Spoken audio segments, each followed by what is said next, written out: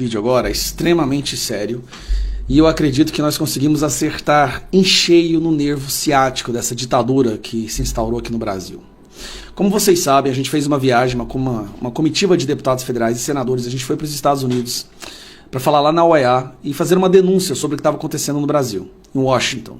Nós conversamos também com alguns deputados republicanos, deputados federais americanos. Dentre eles, nós falamos com Chris Smith sobre o que está acontecendo, né? O desrespeito aos direitos humanos, as ilegalidades, o desrespeito à Constituição, abuso de autoridade.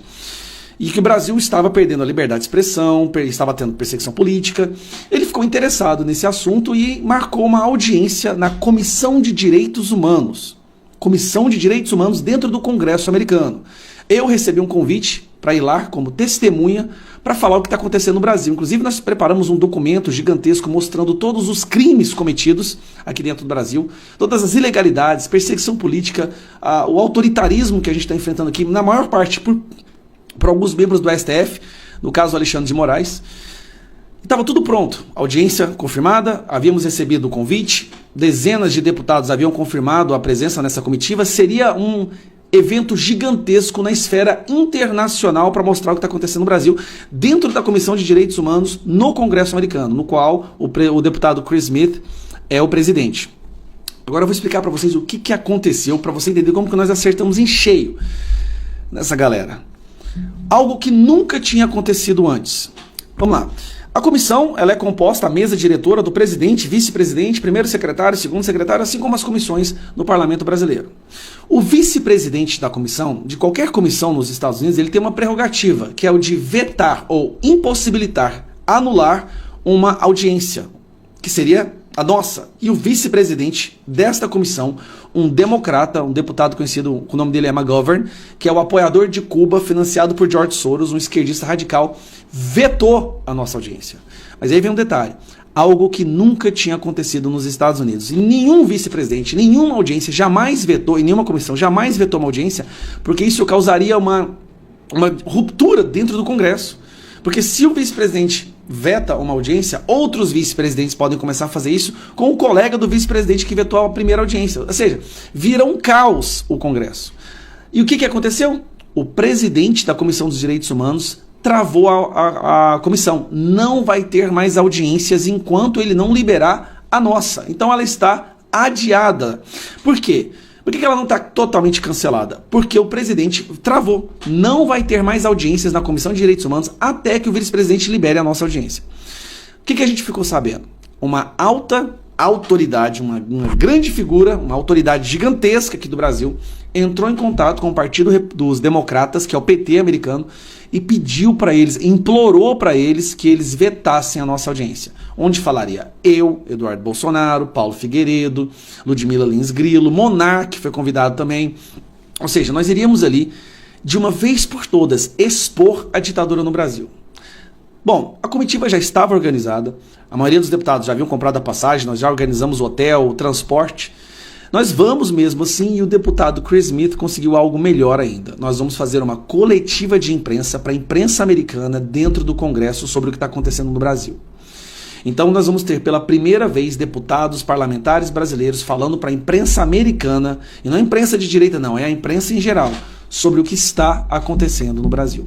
O mundo vai saber de uma vez por todas a ditadura que está sendo instaurada aqui no nosso país, e a imprensa brasileira não vai conseguir passar pano para isso. Eles vão saber. Eu preparei um documento gigantesco, assinado por mais de 46 no total, né, deputados, mostrando passo a passo, item a item, o que está acontecendo no nosso país.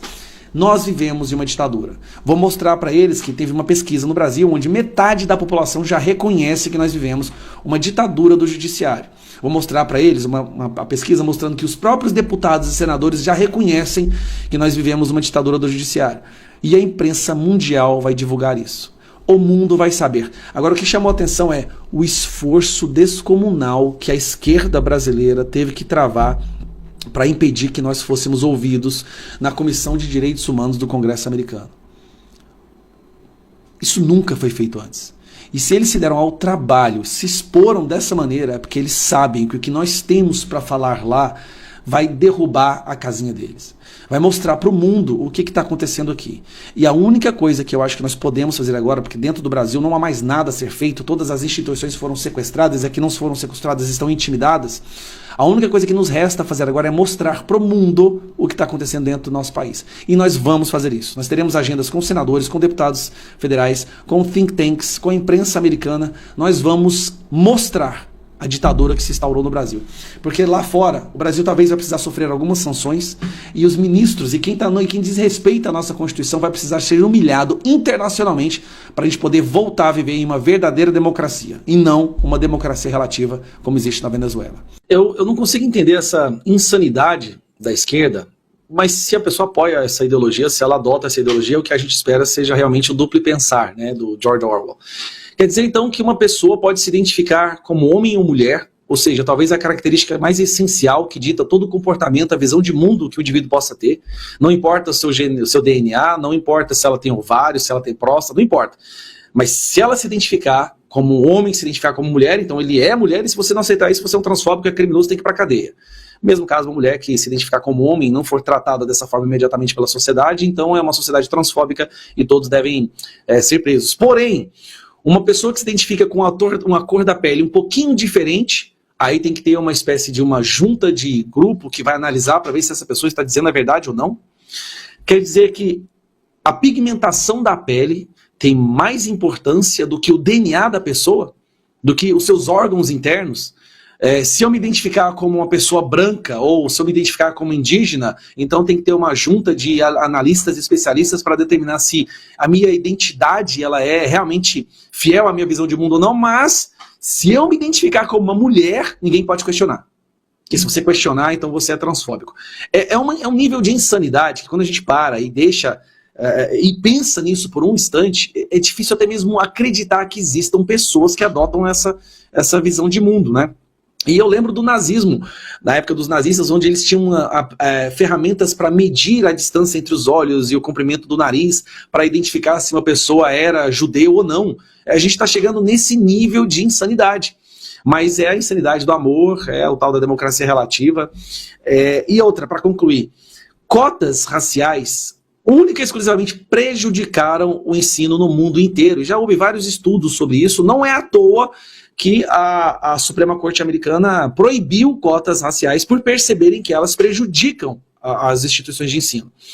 Agora, cotas sociais são outra coisa completamente diferentes, né? Não importa se a pessoa é negra, branca, ruiva, oriental, se ela vem de uma condição social desfavorável, onde ela não tem acesso a um ensino de qualidade, então tudo bem, uma cota ou separar vagas para que essa pessoa possa concorrer de igual para igual com pessoas que vieram do ensino particular e com capacidade de pagar uma educação diferenciada.